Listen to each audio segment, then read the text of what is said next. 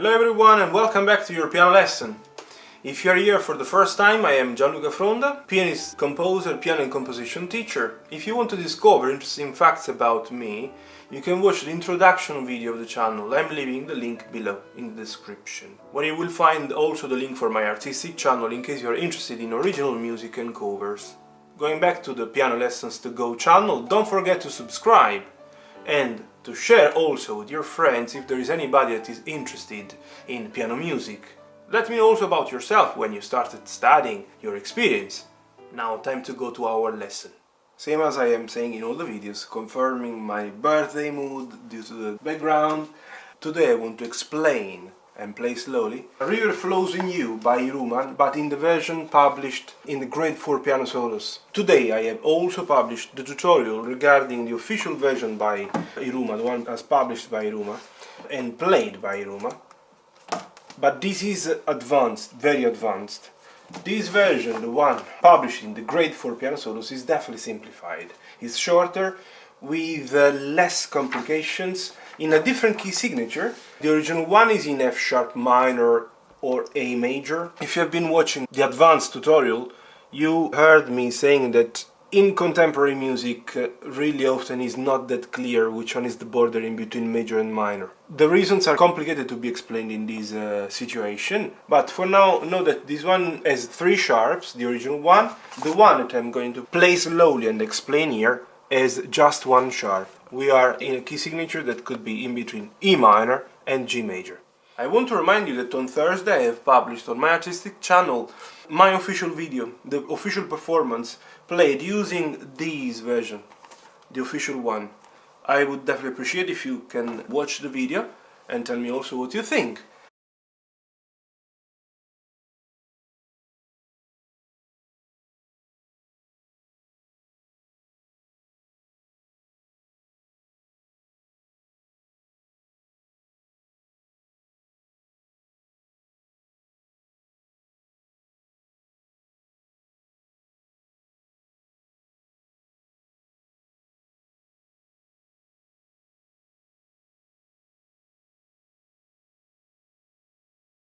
Even though it's simplified, I would suggest you to work very hard empowering the finger strength, the strength of the 3rd, 4th and 5th finger, due to the complicated passages that also here anyways you will face. These ones where you have demi-semiquavers. You have 2 options in these cases. You can either play the 2 demi-semiquavers with 4-5, following what anyways the publisher suggested you, or maximum 3-4, but either way can be complicated if you don't empower the strength of 4th and 5th or 3rd and 4th. Because look what you have to do. You should know, because I think that if you have chosen to study this piece, you like it and you know already which ones are the problem. In this case you will have to do ta-ta-di-da or maximum ta-ta-da-da. I don't suggest you to do 2, 2, 3, 2, because then you will have to go with the thumb on the F sharp, as you can see. See, if the F is sharpened according to the key signature, you should play then the F sharp with the thumb. But then it's not really the best thing, because then you might end with the 3rd or with the 4th, and then you have to stretch out. It's much better that you do ta-ta-di-dee-dun-dee-dun-dun. Easier.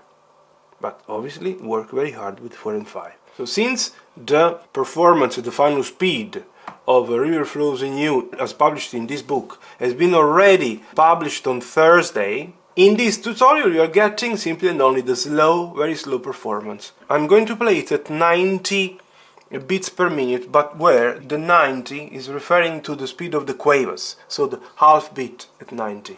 If I would express this speed per quavers, it would be 140. So 90 anyways is slower. Before proceeding with the performance, I want to clarify just a few things. I will be respecting the pause signs, here, especially this one at the end of the first big session, because then I will play again, and then I will go on. But I won't be respecting at all the ritardando here, because I'm using a metronome to stay on the beat, to respect the beats, and I have tried to do my best to give a kind of authentic value to these pause, to these notes with pause on top. So this is just to clarify before I start playing it, yeah? Also, obviously, I have ignored the slower here, because obviously working with a metronome, playing it with a metronome, it's impossible. Now I can proceed with the performance.